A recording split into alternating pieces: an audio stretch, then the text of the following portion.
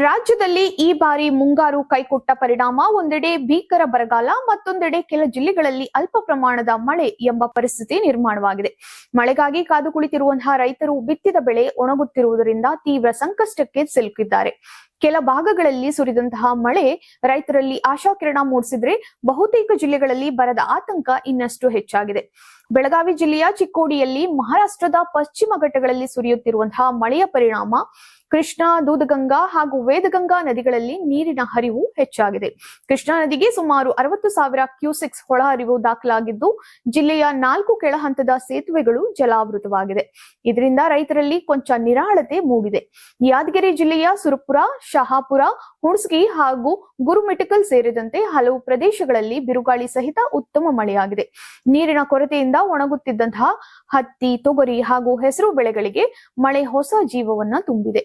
ಕೋಲಾರ ಜಿಲ್ಲೆಯಲ್ಲಿ 2 ತಿಂಗಳಿನಿಂದ ನಿರೀಕ್ಷಿಸಿದಂತಹ ಮಳೆ ಸುರಿದಿದ್ದು, ರೈತರ ಮೊಗದಲ್ಲಿ ಮಂದಹಾಸ ಮೂಡಿಸಿದೆ. ಆದ್ರೆ ಈ ಎಲ್ಲಾ ನೆಮ್ಮದಿ ರಾಜ್ಯದ ಎಲ್ಲಾ ಭಾಗಗಳಿಗೆ ಸಿಕ್ಕಿಲ್ಲ. ಗದಗ ಜಿಲ್ಲೆಯಲ್ಲಿ ಪರಿಸ್ಥಿತಿ ಇನ್ನೂ ಗಂಭೀರವಾಗಿದೆ.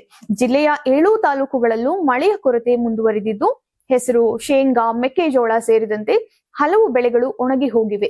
ಗಂಗಿಮಡಿ ಗ್ರಾಮದ ರೈತ ಶಿವಾನಂದ್ ಅವರು 40 ಎಕರೆ ಪ್ರದೇಶದಲ್ಲಿ ಬೆಳೆದಿದ್ದಂತಹ ಹೆಸರು ಬೆಳೆಯನ್ನ ನಾಶಪಡಿಸಿದ್ದು, ಜಿಲ್ಲೆಯನ್ನ ಬರಪೀಡಿತ ಎಂದು ಘೋಷಿಸುವಂತೆ ರೈತರು ಸರ್ಕಾರವನ್ನ ಆಗ್ರಹಿಸಿದ್ದಾರೆ.